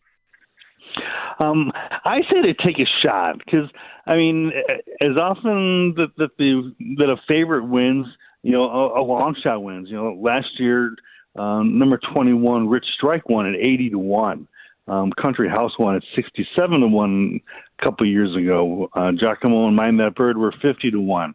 So we've had real big prices win the Derby. So don't think you have to accept 2 or 3-1 on the favorite. Junie? So I've been looking at the odds here, and I'm actually from Louisville, Kentucky. So I've been kind of looking into Tapit Trice. If I'm wanting to put a bet on him, I think he has the second best odds right now. What do you think of Tapit Trice in this year's Kentucky Derby? He's another closer like Forte. I think he is going to have some traffic problems that could compromise his chances. He breaks from the number 5. The 4 horses that are inside of him are probably definitely going to have to go for the lead. So, Tapit Trice, I think he's going to have to be shuffled back. But if he's the best horse on the first Saturday in May, that's what gets the job done. So, again, we've seen horses win in the lead. We've seen horses come from behind. Often in the Derby, it's not always the best horse that wins, but the one that's luckiest in a 20-horse field, or not 19 horses now, and gets the right trip. Now, I am not the most experienced horse bettor, and we're talking to Dave Tully from VSiN. Dave, I've been looking into this a bit this afternoon or yesterday afternoon, and I've been seeing a lot of people playing placement bets on where horses will place in the Kentucky Derby. Do you have a confident bet on any horses and where they would place? Is that something that you would put some money on? Especially in a huge field like this, the placement show bets can actually be quite lucrative as well. If you bet to place, you cash if they win or place, and if you bet the show, you cash if they finish first, second, or third. But again, I would look more to the bigger prices, long shots to try and boost the payoff. Dave Tully is with us from VSiN, and of course VSiN on 94.9 The Fan. You can hear that. Always enjoy that. But how much, when you're looking at this, and again, if you're a novice horse bettor, how much should you pay attention to the jockey and their experience in this race as opposed to just the horse itself? Well, it always helps to have an experienced jockey, especially one that's been in the Derby, which these young horses are facing a distance they've never faced before, in a mile and a quarter. They're facing hundreds of thousands of screaming fans, bigger crowds than they're used to seeing too. But last year, Sonny Leon was the jockey that won the first time. We've seen other first-time jockeys win as well. So again, I mostly handicap the horses. Jockey is usually a secondary concern because these are all talented jockeys. Whoever ends up winning the race, everyone's going to look back and say, "Oh, you know what? Yeah, he was capable." Yeah, and also too, I know like people that may be looking at the favorite Forte, they're thinking big picture and they're thinking Triple Crown. Is your best advice to just literally take this one race at a time and not think big picture? That's mostly how I approach it. Although I do know many people that will look to bet any horse to win the Triple Crown right now. You can get like 10-1 if you shop around, or at least 8-1. And some people will try and take that because obviously the horse that wins the Derby is the one that's eligible to move on. But then you have the opportunity to hedge against that bet in the future races with other horses. Well, it's going to be an interesting one for sure. Dave, appreciate the time this morning, and best of luck on your bets. All right. Good luck, everyone. Yeah, absolutely. Dave Tully joining us from VSiN. He's an analyst for them. And, again, VSiN is a part of our family at 94.9 The Fan, which for those of you that love sports wagering like I do, it's an awesome resource. Now, Junie, you mentioned it. You're from Louisville. So what was Derby weekend like for you growing up? Don't remember much of it, if I'm going to be frank with you. So I will say this, though. I mean, like, I've been to the Derby a couple times. People in my age group, especially like in high school, we mostly went to the Oaks race, which is going to be today, which is all the female horses. And I would say, Derby for me was, getting dressed up, wearing some fancy, bright, yellows, the pinks, the baby blues, like wearing some flashy, pastel colors, going, placing a few bets on some horses. I know one time I won like $500 because a big trend in Louisville is to get the Career Journal and you cut out all the little horse slips and you put them in to a hat. And you put everybody puts money into the pot, and if whatever horse you draw is the horse you're essentially betting on. If your horse wins, you get the pot, and second place gets something, third place gets something. But that's something that we would always do. But going to the Derby, man, I mean, it's one of those events like the Indy 500. You want to go into the infield if you want to get the full experience. Like, you're kind of lame if you actually go and get a seat. Go to the infield, go to the stands, get some drinks, get some snacks. You're hanging out with everybody. I know when I was in college, going back home and going to the Derby and to the Oaks, that it was like a high school reunion for me. Like, I'd see a bunch of people that I grew up with. So it's really just a huge social event. And if you're into gambling, I mean, it's obviously a good time. And Kentucky just legalized gambling, so it used to be like the only time you could legally gamble in the state was on horse betting at Churchill Downs. So even if you have no interest in horses, it is a major sporting event in this country, and it is absolutely a blast to go down and just have a great time and do for people that aren't from the city of Louisville. Yeah, I've never done it before, so I mean, it's on. What? I've never done the Derby, so it's on my list. It's on my bucket list because you mentioned like the Indy 500. That's probably the next one I'm going to knock off because as big of a racing fan as I am, I've never been to the Indy 500. Now, that's even more surprising for me that you haven't been to the Indy 500. Yeah, I've done 3 Daytona 500s.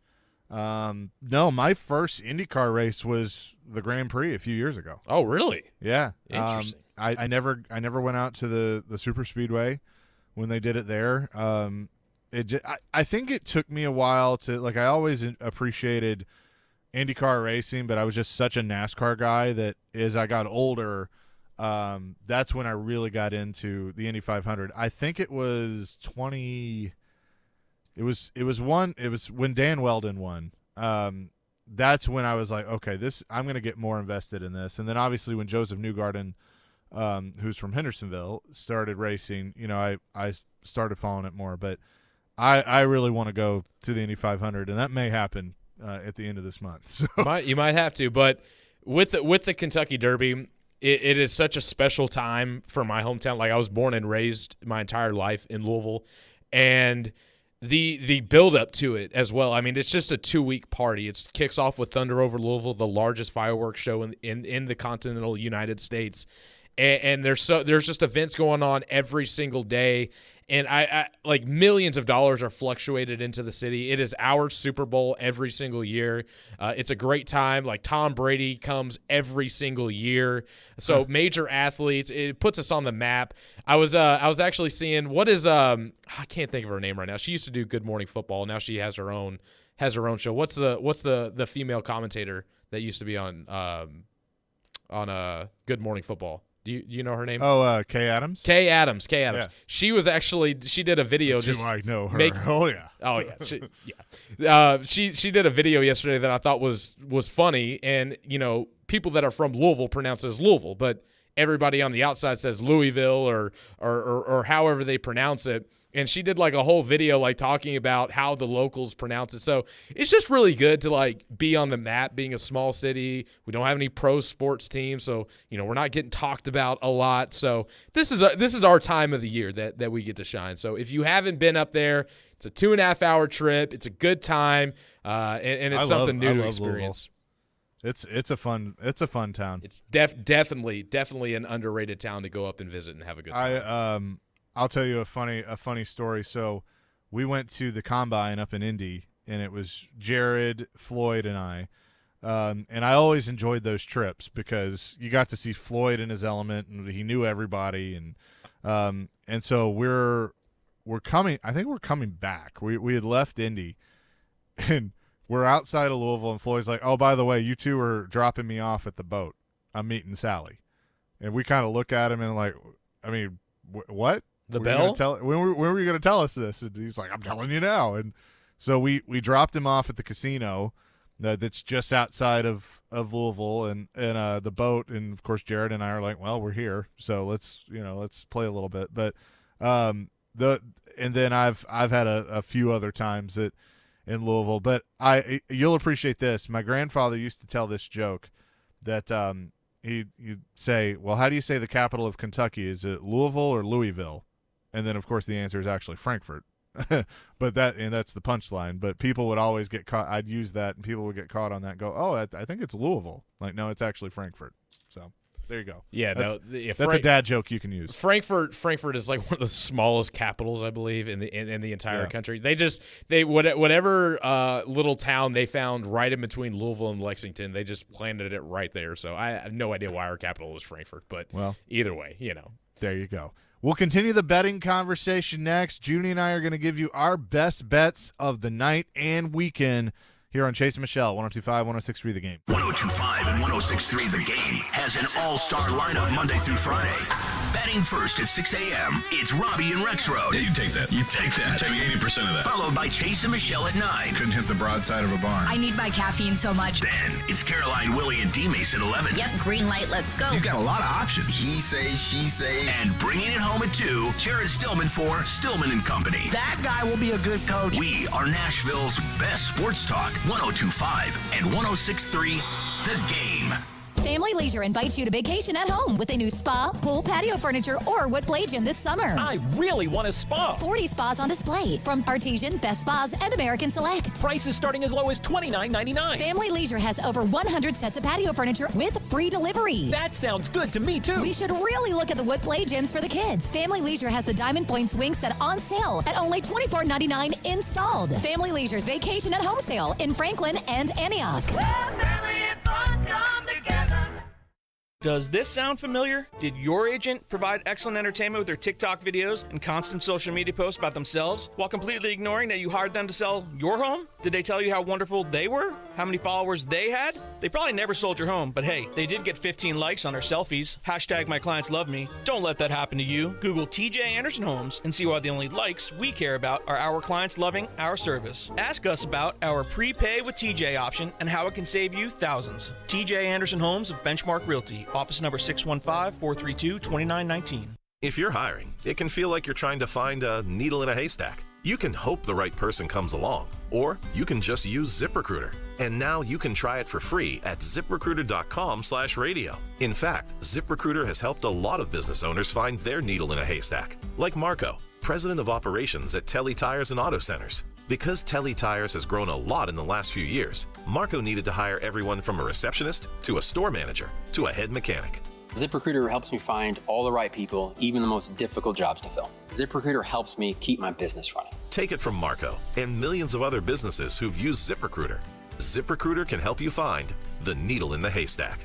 See why 4 out of 5 employers who post a job on ZipRecruiter get a quality candidate within the first day. And right now, you can try ZipRecruiter for free. That's right, free at ZipRecruiter.com/radio. That's ZipRecruiter.com/RADIO. ZipRecruiter.com/radio. ZipRecruiter, the smartest way to hire.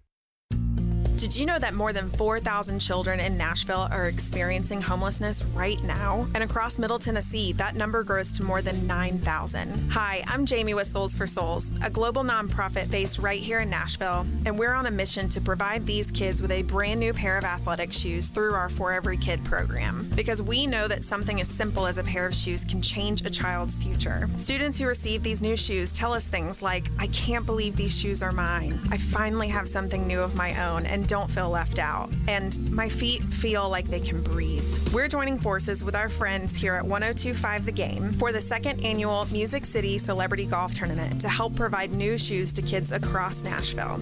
It's all happening June 7th at the Hermitage Golf Course. Come join us for an afternoon of fellowship and fun, all in support of a great cause. Go to thegamenashville.com for more information and to register.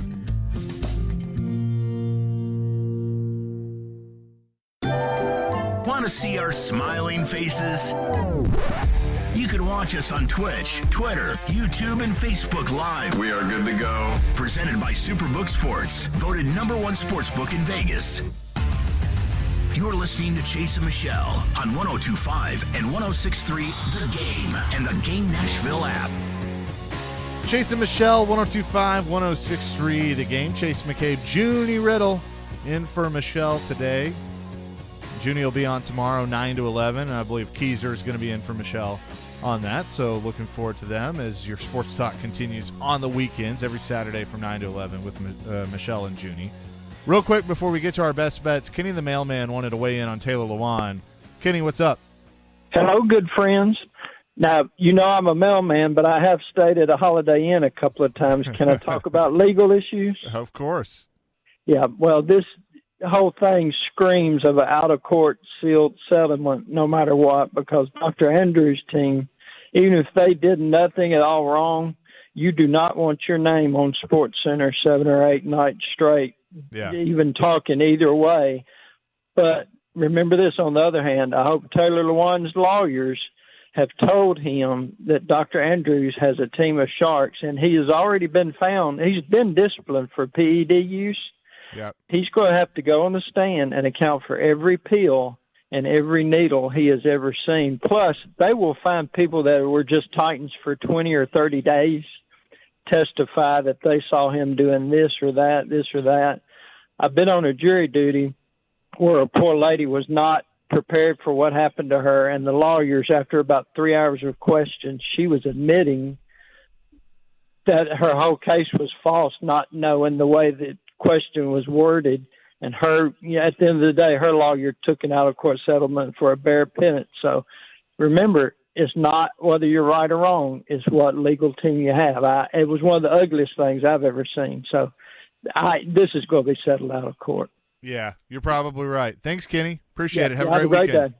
It's good information about Kenny there. Yeah, Kenny. Look, Kenny's a legend, but he's right. I think it will be for sure. Okay, and real quick, I want to give a shout out to our man Ryan Porth, who is the former PD here at 102.5, 106.3 The Game, and a very good friend of mine. He has been promoted to program manager at 670 The Score in Chicago, which was really, one of the reasons why he took that gig in the first place. So he'll still work under Mitch Rosen, who's a legendary PD, who's going to be the VP of programming there at 670. But Porth has worked very hard for that. So congrats, my friend. And I know you're going to do a great job. So that coming out this morning. All right, you ready to give some best bets? Absolutely. Let's get into it. Okay, so what we're going to do is, and these are from Superbook, the 2 games in the NBA tonight and then the 2 tomorrow. I'm going to throw those out there because the lines are already up too.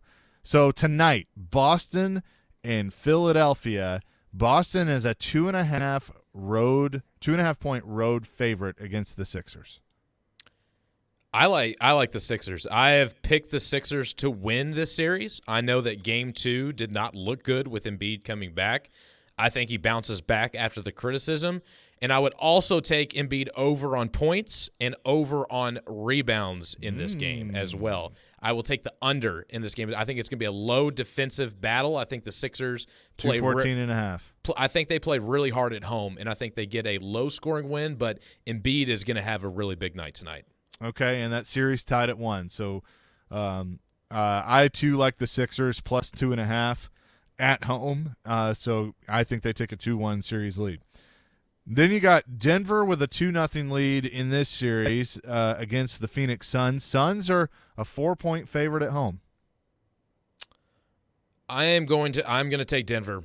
I just think without Chris Paul, I think he is the facilitator of this team. I think he's the veteran leader of this Suns team. And I mean, look at all the teams that Chris Paul has been a part of, whether it's been with Houston when he was with James Harden, when he was with Oklahoma City and that young core that he led to the playoffs, and then with the Suns, they were nothing, and then all of a sudden, they're making conference finals. I value Chris Paul a lot, and I think being down 2-0, I think the Nuggets are too deep, and I think that they take a commanding 3-0 lead over the Phoenix Suns tonight.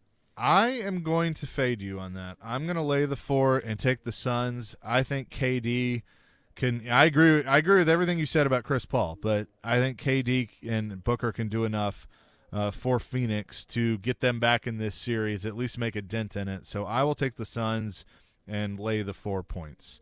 Looking ahead to tomorrow, Heat and Knicks.